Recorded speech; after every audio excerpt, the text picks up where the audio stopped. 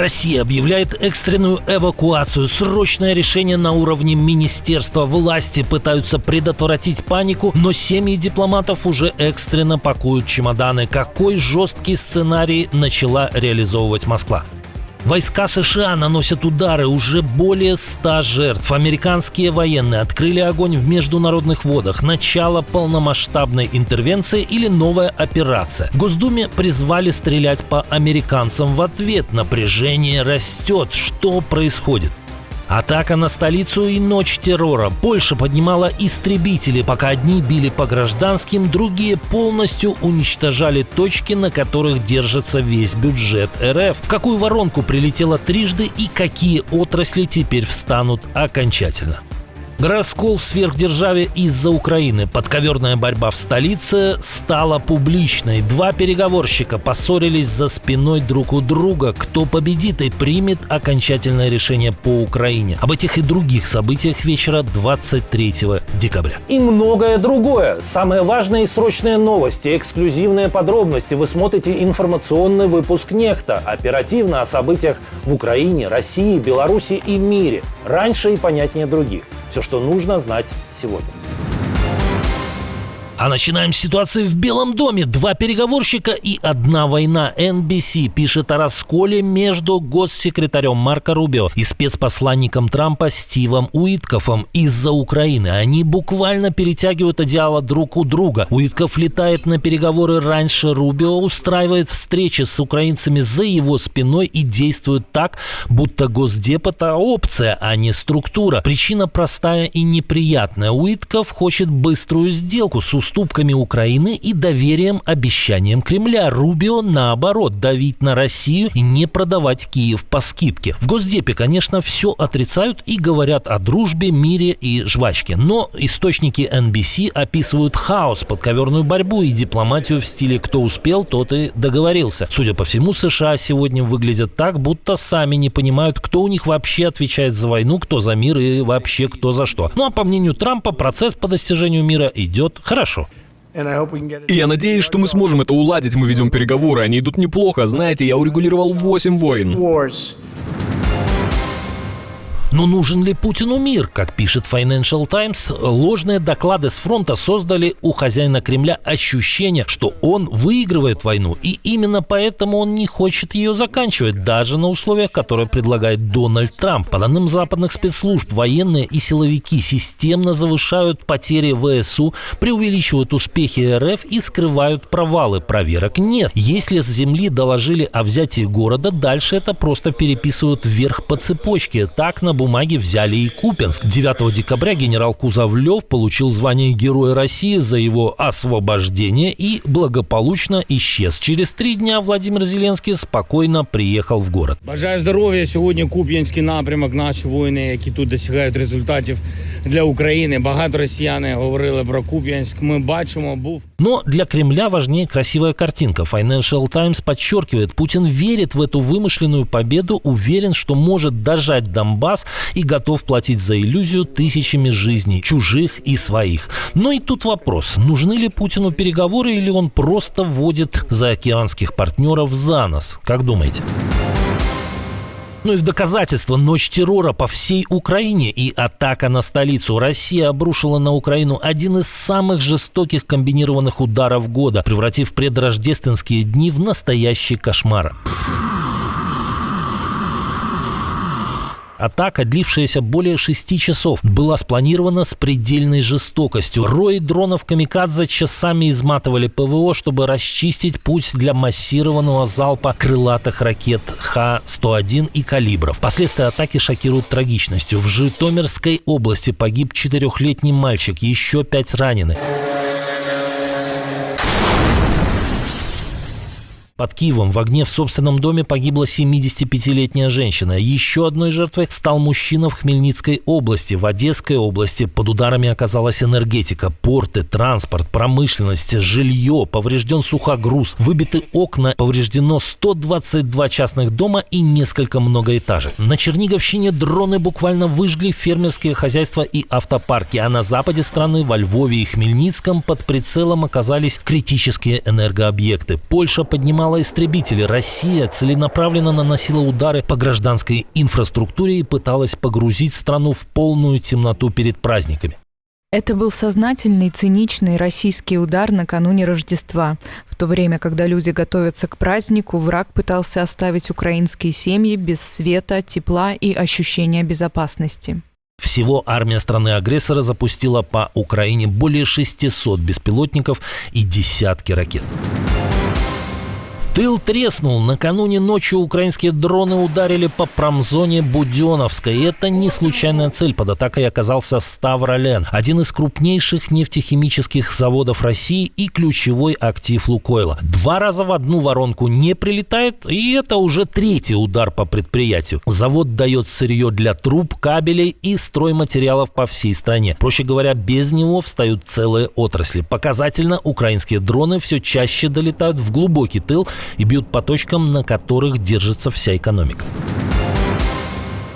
А тем временем статистика в России становится шокирующей для Кремля. Резко рухнула поддержка продолжения боевых действий против Украины. Согласно свежему опросу Левада-центра, за продолжение войны сегодня выступает лишь 25% россиян. Это исторический минимум за все время полномасштабного вторжения. Причем резко вырос запрос на мир. За переговоры сейчас высказываются 66% опрошенных. Социологи подчеркивают, такой перекос в сторону мира фиксируется впервые в таком масштабе. Поддерживают войну в основном зрители ГосТВ и те, кто одобряет действия Путина. Среди тех, кто не одобряет Путина, сторонников мира до 80%.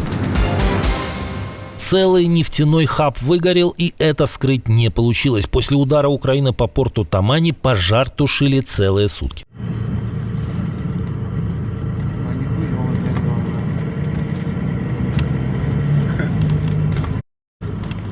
Манипулятор чуть-чуть пострадал. Повреждены 2 причала, 2 судна и трубопровод с мазутом. Масштаб признали даже официальные источники. Для российских сводок это редкость и уже само по себе показатель. Тамань – один из ключевых нефтяных узлов России на Черном море. Через порт на экспорт уходят дистопливо, мазут и другие нефтепродукты. До 20 миллионов тонн в год. Когда бьют по такой инфраструктуре, страдают не символы, а логистика и бюджет. Именно поэтому такие удары особенно чувствительны.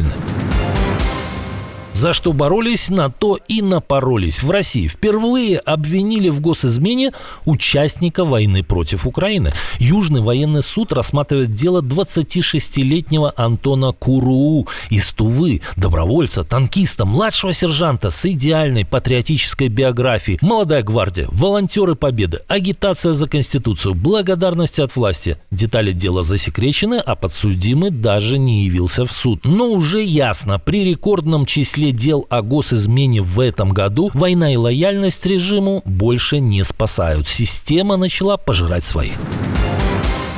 Россия объявляет срочную эвакуацию. Уже есть официальное заявление Министерства иностранных дел. Агентство Associated Press со ссылкой на источник в европейской разведке утверждает, Москва начала эвакуацию семей сотрудников своей дипмиссии в Венесуэле. Речь идет не о закрытии посольства, а именно о вывозе семей. Тревожный сигнал, который обычно означает ожидание резкого обострения. Министерство иностранных дел России выступило с опровержением, заявив, что информация Associated Press не соответствует действительности. Контекст добавляет нервозности.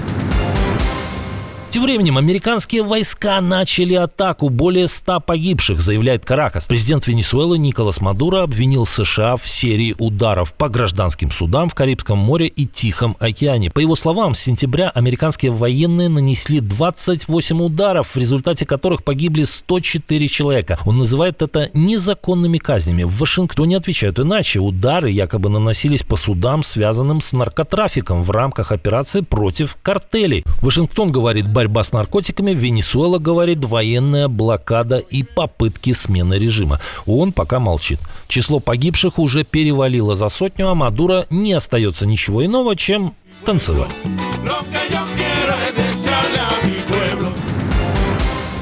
Корабли нового класса с лазерами, гиперзвуковыми ракетами и ядерным оружием. Такое пополнение для флота хотят создать в США. Об амбициозных планах заявил сам президент. По его словам, это будут огромные корабли водоизмещением 30-40 тысяч тонн, оснащенные самым тяжелым и современным вооружением. Все это в сочетании с искусственным интеллектом. Класс новых линкоров будет назван в честь... вы уже догадались, конечно же, в честь Трампа. И неспроста. Военно-морской флот будет руководить проектированием этих кораблей вместе со мной, потому что я очень эстетичный человек.